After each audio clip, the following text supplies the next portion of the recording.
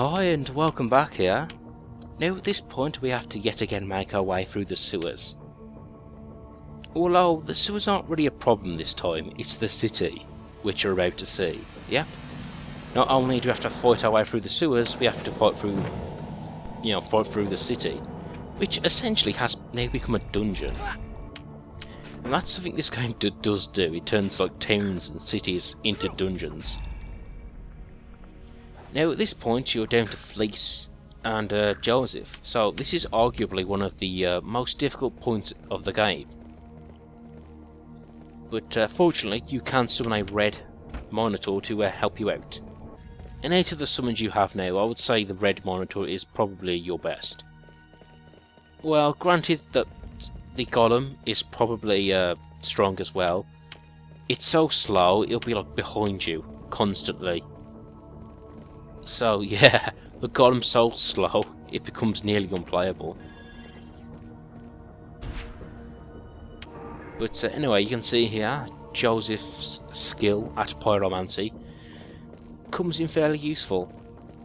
And also, yeah, it's just good general advice to save after, I would say, nearly every battle.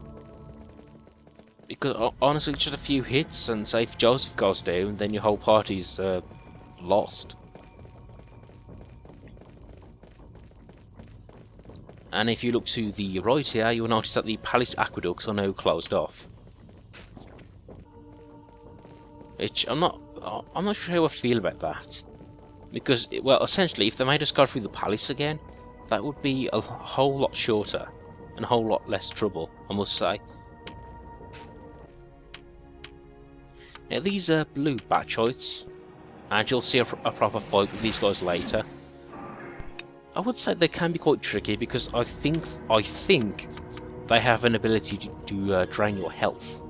Although I can't be sure because Felice was using a weapon called the Icy Dagger, which does ice damage. And of course, like I said before, blue enemies tend to absorb ice. So the funny thing is, I'm not even sure I can tell you if they do have healing properties, or if I was just accidentally healing them with the Icy Dagger. Yes, some enemies do absorb elemental attacks. But anyway, I think the axe is super effective against the Batchoids, at least. And fire does help again. Fire's just good in general. It's your go-to element.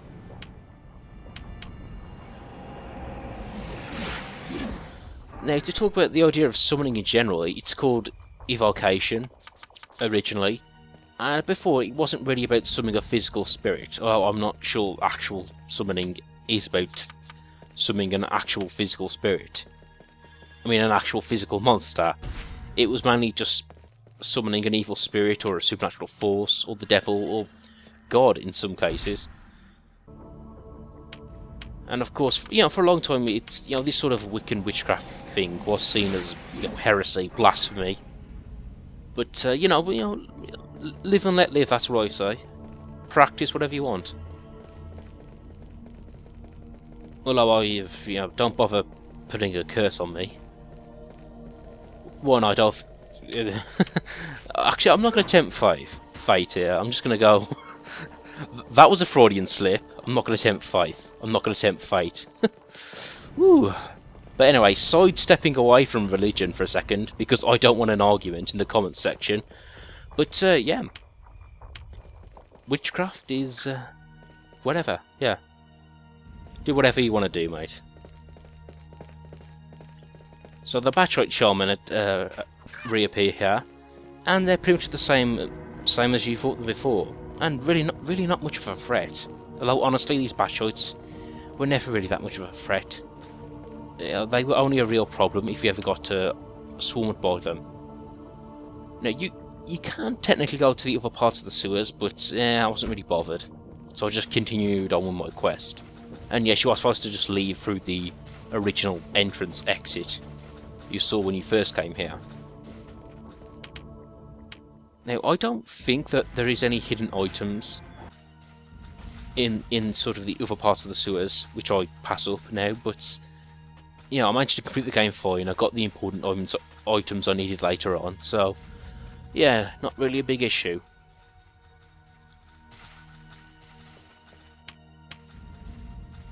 Now, before I said that enemies kind of have elemental strengths or weaknesses based on their colour. Like, you know, red will be resistant to fire, and blue resistant to ice. Although I'm not sure if that counts for the red batchites here.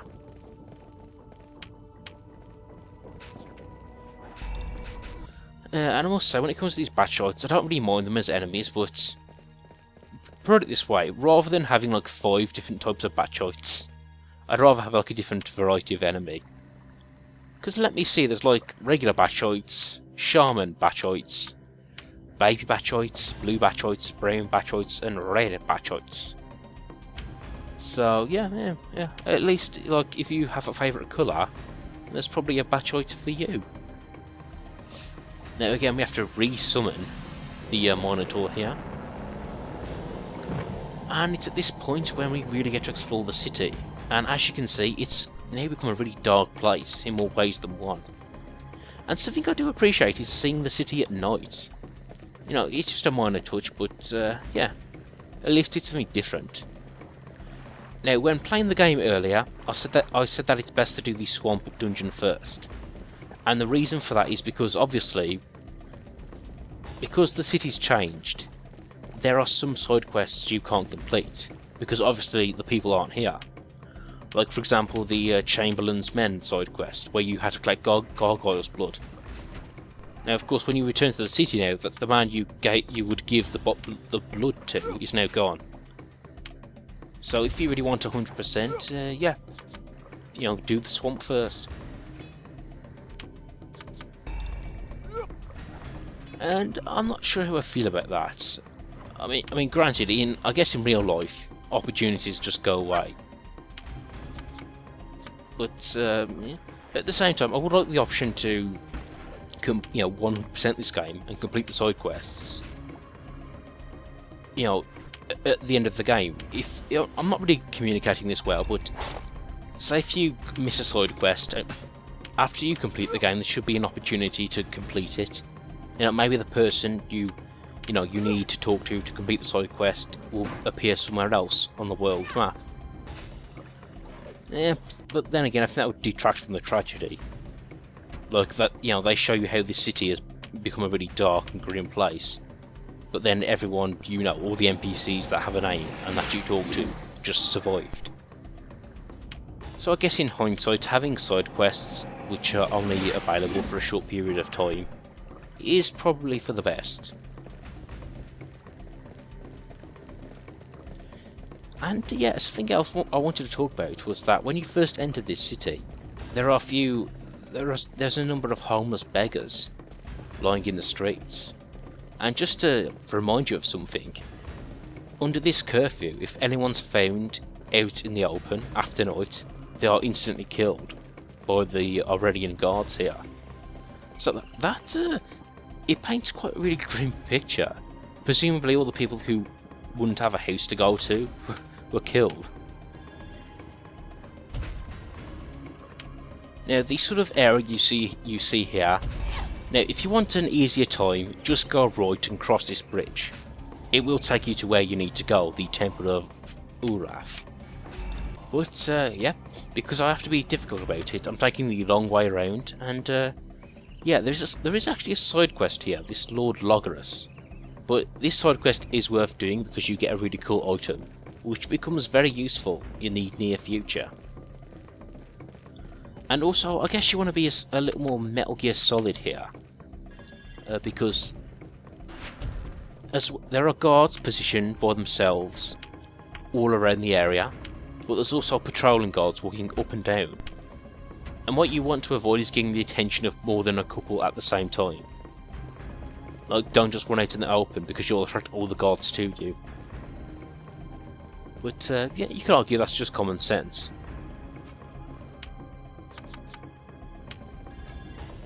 Now it's at this point, you know, Fleece's, I'm trying to develop Fleece's ability, because like I said before, what I keep reminding you to do is level up her trip and backstab ability, which you don't really see a lot in this part, but coming up you will see how ridiculously useful. And I think that's because at this point I'm still trying to figure out how it works. Oh, and here's another tactic here, use Fireball to draw their attention. You know, divide and conquer, my friend. Divide and conquer. And I also like if you go to the places here, which used to be shops, they do have hidden items on the floor. That, you know, that's a nice touch.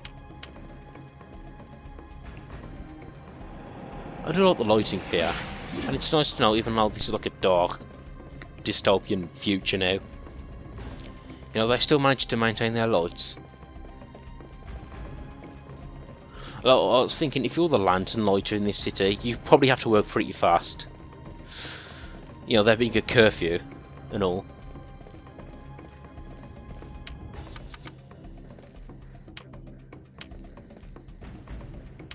Yeah, you can see here there's like 4 enemies around.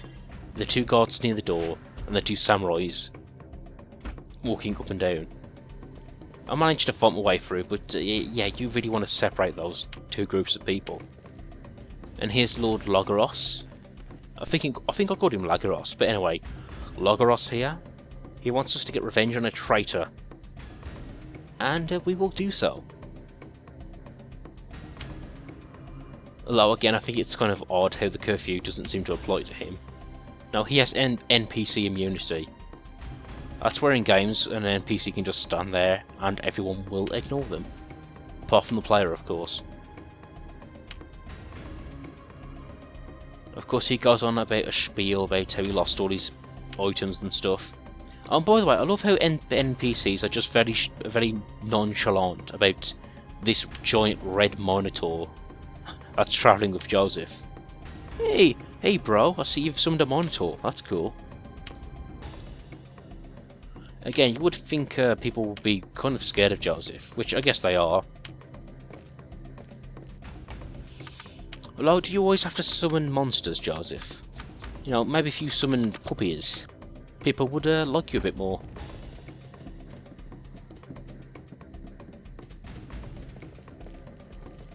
And of course, the Lord is just around the corner here. Now, I guess what is unfortunate is that you can't enter Old City, the old rundown part of the town. Which, well, I say it's a shame, but yeah, whatever. It's not really a big issue. In fact, I was thinking this game would be slightly more annoying if it made you go all the way around through Old City. Yeah, that would be a really dick move if it blocked off this bridge here at the top, made you go all the way around. Ugh, I wouldn't put it past them. Yeah, and again, honestly, I do like the idea of travelling through the city at night, but I just think this city's too big for its own good. I mean, I do like it, but it doesn't need to be. Now you can see with Fleece, I'm trying in vain to do the sort of trip and backstab technique. But anyway, there are a few things you need to remember to get it to work. But, you know, I've got to appreciate the balls on this guy. Like Joseph, Fleece, and a big red monitor come to attack you. And he thinks, yeah, I can handle you 3. But like I was going to say, he's a pretty weak character. And if you complete the side quest for the Lord, he gives us a very handy sword. The Sword of Logaros, which is, it's a sword with 75 power, but here's the really cool thing, it's a one-handed sword, which makes it very useful for the next point in the game. But enough about me talking about it, let's have a butcher's hook at it. And again, when I first played this game, this is a quest I missed, because honestly I took the easy route to the Temple of Urath.